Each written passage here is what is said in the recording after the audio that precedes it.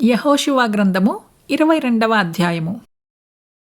అప్పుడు రూబేనీయులును, గాదీయులును, మనష్షే అర్ధగోత్రపు వారును ఇశ్రాయేలీయుల ఎదుటి వైపున యొర్దాను ప్రదేశములో కనాను దేశము ఎదుట బలిపీఠము కట్టిరని ఇశ్రాయేలీయులకు వర్తమానము వచ్చెను. ఇశ్రాయేలీయులు ఆ మాట వినినప్పుడు సమాజమంతయు వారితో యుద్ధము చేయుటకు షిలోహులో కూడి, ఇశ్రాయేలీయులు గిలాదులోనున్న రూబేనీయుల యొద్దకును, గాదీయుల యొద్దకును, మనష్షే అర్ధగోత్రపు వారి యొద్దకును యాజకుడగు ఎలియాజరు కుమారుడైన ఫినెహాసును పంపిరి.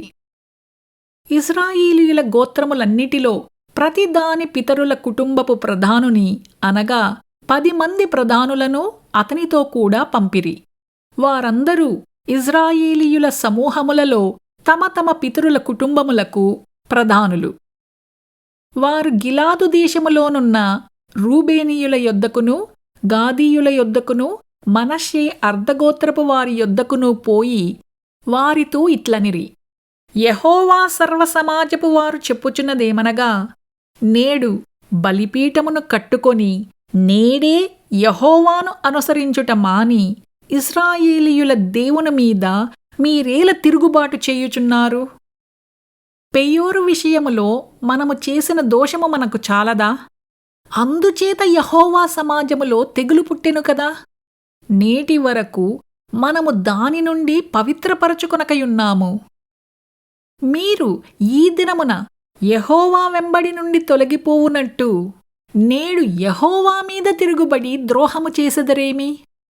అలాగైతే ఆయన ఇక మీదట ఇశ్రాయేలీయుల సర్వసమాజము మీద కోపపడును కదా.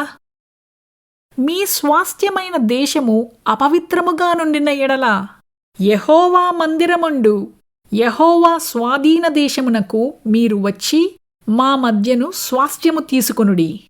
మన దేవుడైన యెహోవా బలిపీఠము కాక వేరొక బలిపీఠమును కట్టుకొని యెహోవా మీద తిరగబడకుడి, మా మీద తిరగబడకుడి. జెరహు కుమారుడైన ఆకాను ప్రతిష్ఠితమైన దాని విషయములో తిరగబడినప్పుడు ఇశ్రాయేలీయుల సర్వసమాజము మీదికి కోపము రాలేదా? తన దోషము వలన ఆ మనుష్యుడొక్కడే మరణమాయనా?